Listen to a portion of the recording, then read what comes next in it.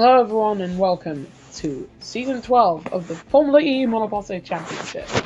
I'm your host, Bladed Dragon Sonic, and if you're wondering why I sound a bit less energetic than usual, that's because we haven't gotten into the racing yet. So we're going to start off today with the Jeddah E Prix, so let's head to the track down in Dyriyah. I said Jeddah, didn't I? I'm wrong. So starting on pole today, it's B Dragon Sonic from Mohamed Awawi and Marcus Nelson. Then it's Dennis Batuco, not his teammate, Ravo, Arnett Bamis, and then Daf Sanchez. Then it's the two Bugattis of MF1 World and Ichinoser. Then it's Sigmund and Mini. Then you've got the McLaren of Catfish and K Medicis. Then Zeph, Knowledge Clerk, followed up by Leo and his teammate Akari. Then it's Alan Lee, Inokui, Kei Hori, Nando Lori's down in 21st, and then at the back of the grid it's Solos Kynes.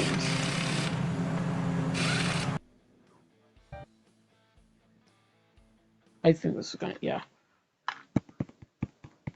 I did have the race length set incorrectly. I know how absolutely terrible, guys. But the return of the FEMC on the platform that made it popular as all 5 lights go on here in Dyriyah, and Season 12 is go. And that's a pretty even start from the top 2. I think that Mohamed Awawi might have actually gotten the better start as we go down into the rundown into the first chicane. Who's going to come out on top here? It will be the 71 who came through the apex ahead, as we've got a virtual safety car as Ravo is out. He's on 2 wheels there. He's rolled. And we've got Arnett Babness facing the wrong direction. We've got a virtual safety car, not a full safety car. We do believe that Mini was involved with the incident. But my oh my, we've now got 3 drivers who have just run off ahead. Babness is officially out of the race. You do not have safety cars in the FEMC. At least we're still trialing what would happen without them. Solos Kynes has retired from this race as well. But my goodness me, it only took 3 turns. And we've got a bit of chaos already. The top 3, by the way, yes, they have broken away completely from the back, and I don't think we should expect them to close back in unless it starts to rain or they all miraculously get punctures. And those do happen way more often than you think. One of the advantages of coming back to the tech class is, of course, the larger aspect ratio instead of it just being a square screen. Virtual safety car ending, and we go back green at Dyriyah. So let's see if the top 3 that consist of B Dragon Sonic, Mohamed Awawi, and Marcus Nelson. Let's see who can come out on top of it. If we come through the final turn, we've got Mohamed Awawi on the back. He's gonna use the attack mode. No, he doesn't. And he's just let the hyperdrive car blow straight by on it. Daf Sanchez, he's how far back? He's 7 seconds off the back of Marcus Nelson alone. Mini coming into the pits, and he's missing part of his front wing. He most definitely was the instigator of that incident, which means the 2 Italians got into a bit of fisticuffs. Don't think he's going to be let into Ferrari with that. Now, Mohamed Awawi's dropped off quite a bit from B Dragon Sonic there. 1 second the gap. And another virtual safety car is out of the race. It's gone Sigmund. And I believe he's gone over the barriers at that section. So it's another safety car. Don't know quite what happened to him, but hopefully we will get information. Could have been something similar to the Season 9 show. Virtual safety car ending again. And we go back green. We've already gotten 4 cars out of this race in 2 laps. Will we actually get cars finishing this race? That's my question of the day. Sanchez has actually closed that gap though, 3 seconds. And a bit, he can see the Jaguar ahead of him. Akari sets a new class for 2nd sector. Everyone with equal cars in this championship, may I add. So it's all about driver skill that makes the difference. Daf Sanchez setting a new fastest lap of the race in the hyperdrive Mercedes EQ car. That's been topped by Mohamed Nawawi. I'm sorry, not Mohamed Nawawi, Kane Radisis. He's got himself up into 6th, getting past Matuko, and Marcus Nelson has got himself a 5-second time penalty for causing a collision with Mohamed Nawawi. And this time it actually is Nawawi. He's got him past, but that's not really going to count because that time penalty will mean and a whole drop right now down to 4th, and Sanchez has got a puncture. The Philippine driver on his return to motorsport here in season 12, and he's in the wall with a puncture. Zeph has hit the back of the Mercedes driver. That's kind of a bit of a culture shock. Left rear tire just let go on him. And I think if he can't come into the pits, he might get hit by someone here because of how far back he is. And Alan Lee's also got a puncture. 2 punctures on the same lap. For 2 different teams. 2 different constructors, 2 different even. Oh, and there goes! And Sanchez, I think he's out. Sanchez is out. Nenny has just caused another retirement for a driver. Nawawi and BDS both into the pits. As we see Alan Lee round out that turn. Marcus Nelson currently leads the way with 34% on his tyres. He's probably not going to be able to make it to the end.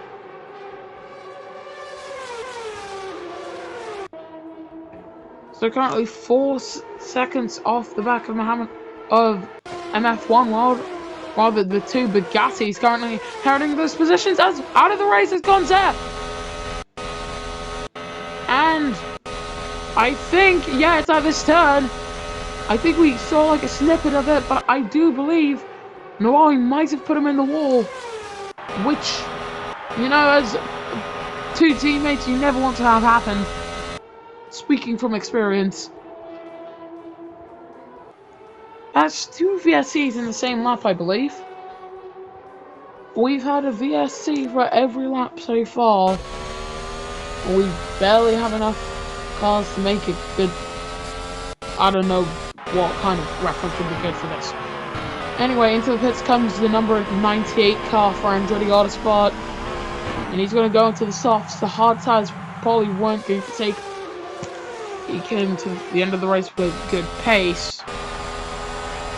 So getting off of them might have been one of the smartest moves Uzi could have made. Ichinose comes in with Marcus Nelson. Monoposto F1 World, however, he stays out. The German being chased by a Nigerian in the German car. And while the Bugatti is powerful,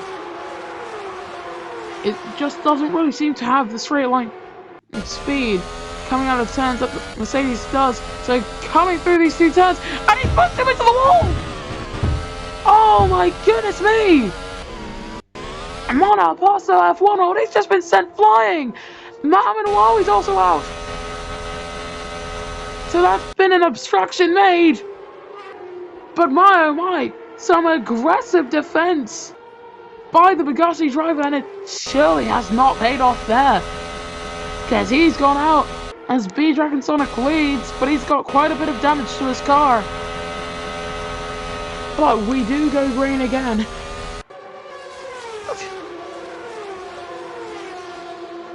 Quite a bit of chaos already. And honestly, I'm not too disappointed. We look at Marcus Nelson right now. He's currently in 3rd place. Teams that currently are not looking to score any points.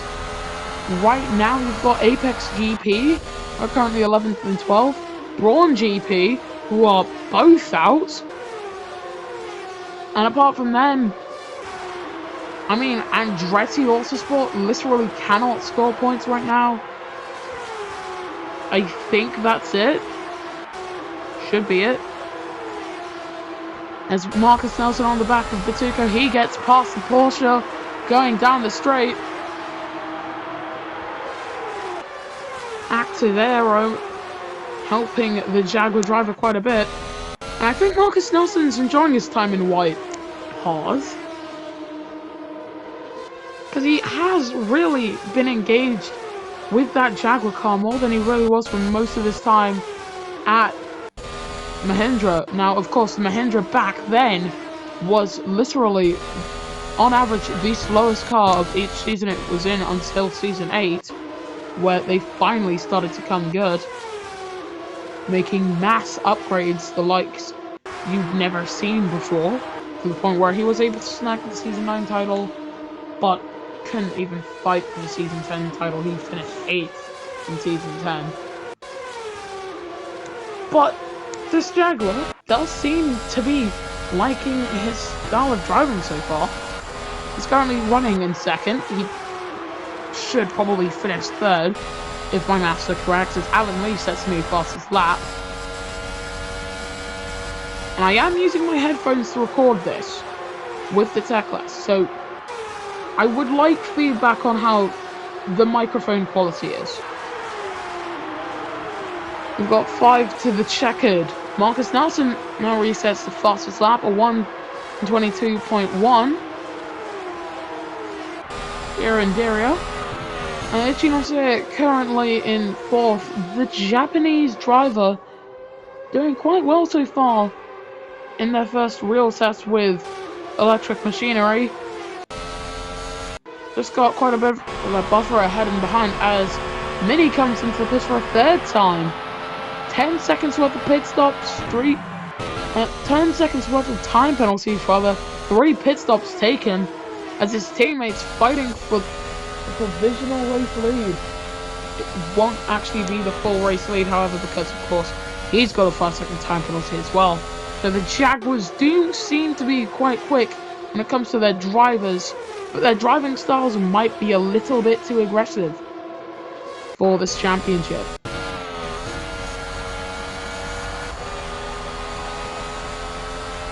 The statement which was just proved in the Australian Grand Prix, which occurred earlier today. As into the pits comes the hyperdrive Mercedes with 4 laps to go. Marcus Nelson's tyres do seem to be holding up quite well, but B-Dragon Sonic has decided that he will end the race on soft rubber, and ditto could be said about Catfish and Batuco. Batuco's going on to the mediums! Okay, so he doesn't have enough trust in the softs. He might not even have another set of softs to go on to. But out of the pits, B-Dragon Sonic comes out just behind Nando Lorries. They've come out side by side, in fact. I think B-Dragon Sonic, yeah, he's taken the position there just as the Apex car backs off, thinking about the future of his race and realizing that the Mercedes A is not part of that race. The tyres have worn out so quickly here in Dyriyah. 89% after just pitting. These cars are absolutely horrible when it comes to tyre management. The 3 stops does seem to be what it should be for most races. If you see Ichinose coming over the white line, just lucky not to go fully over it, because not only would that be track limits, around here, you go over the white line, that's a slam dunk in retirement, as the top 2 both come into the pits. Hori's currently in 3rd with Akari behind. Will they peel in? Akari peels in, Hori stays out to lead the Dyriyah Prix on lap number 9. And he's got B-Dragon Sonic behind him. This is going to be good to watch. So please keep watching, maybe even subscribe if you want, for more FEMC and BDS Formula 1 Championship action. And oh, that's very squirrely from the McLaren, and he's let the Nigerian right alongside. So B-Dragon Sonic takes the lead of the Dyriyah Prix, exploiting a mistake made by the Japanese driver. And so down into second he does go, and he's got Marcus Nelson on his tail. And he's just come out of the pits, I believe. So for him to be third currently means that he did have quite the buffer to the McLaren driver. It just wasn't enough to actually stay ahead. So this is going to be Hori losing a second position in the number 32 car for McLaren Neon. Meanwhile, the Jaguar TCS car still pounding the back of the McLaren. Tries to go around the outside, doesn't see the space, darts to the inside as Hori comes in. Probably the safest route there with 2 laps to go here in Dyriyah. And it is soft tyres for McLaren. And I am absolutely not surprised. It is definitely the safest option to do. Soft tyres. And they're going to come out close to Nando Norris, and quite a ways ahead of the Apex car. His teammate currently in 8th, defending from the 2 Envisions who are fighting each other, believe it or not. 2 rookies here in the debut race, and they're showing what they can do. So the team's very close to the wall for the number 40. And Akari just about manages to hold on for the inside move, and he takes 9th place away from his teammate. Oh, it's an inter-team battle as well as a country battle. It's a civil war for the Philippine drivers. And also some of the only drivers that have numbers in the multiple of 10s. I think Leo, to be honest, while he does have the soft tyres, should let Akari take it as into the pits for the third and hopefully final time comes Speeddragon Sonic. Now, did he have a puncture? Was there a problem with the car? Because he's going to come out here. He's going to be racing Lawless Leclerc at the exit. Lawless Leclerc is ahead at the exit. And Noel Huey's ahead. He's come out of this in 7th behind Akari. Leo's come in. So what has happened to those Tire Wolf tyres? Because they are definitely not going to last the distance around here. In fact, they definitely haven't lost the distance. Out in front, we have Marcus Nelson on 53% tire wear. Oh god, Lawless Leclerc is in the high 30s. They're going to go at any second as Catfish straddling the edge of the curbs. He's on new tyres. And that is quite the slow-moving hyperdrive car. I'm not too sure what was going on there. Batuco's been passed by Echinocea up ahead. Out in front, however, Marcus Nelson currently has a buffer of more than a second, which will currently give him the race win at this rate. On to the final lap we go. Here in Dyriyah, Marcus Nelson, the Season 9 Formula E Monopoly Championship winner, leads the way for Jaguar from Echinocea and Batuco. That is currently your top 3, but if it will finish like this, nobody knows with the amount of chaos that occurred on the early laps. Anything can still happen in this race, and it often does if prior races are to be considered. As Hori and Akari still fighting over that 6th place position, the Envision currently alongside the McLaren driver. And out of the race has just gone Lawless Leclerc, and he's flipped Speeddragon Sonic! Hyperdrive Mercedes will score 0 points today. As under virtual safety car, Speeddragon Sonic, the man who had controlled most of this race since lights out until lap 11, is out. And with the VSC ending, Echinocea right now has to gain 9/10 of a second to take the win away from the Swede in the number 13. But is there enough time to do so? Currently, he's proving it. He's got slightly better tyres. But rounding out the final turn on the road, it will be Marcus Nelson who takes the race win here in Dyriyah. But Echinocet has clawed back 5 seconds. So at the end of the race, Bugatti's Echinocet will win his first race in the FEMC, as out has just gone B. Alan Lee. Akari comes home 4th with an amazing debut. Hori 5th, Yui 6th, Laurie 7th, Catfish 8th, Medicis 9th, Leo 10th, showing quite the fight with his teammate, and Mini will be 11th. We lost half of the grid in today's race.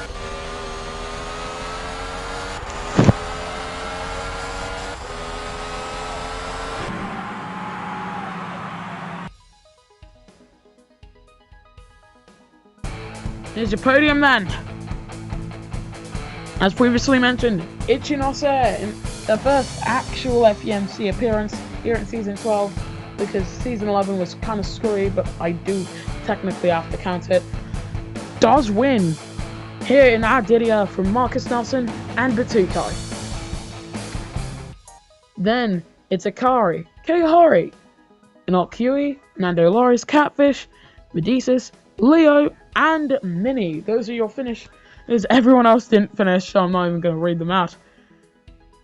And that does mean that Echinocet leads the championship standings from Marcus Nelson and Batuko. It is the same as the finishing order, by the way.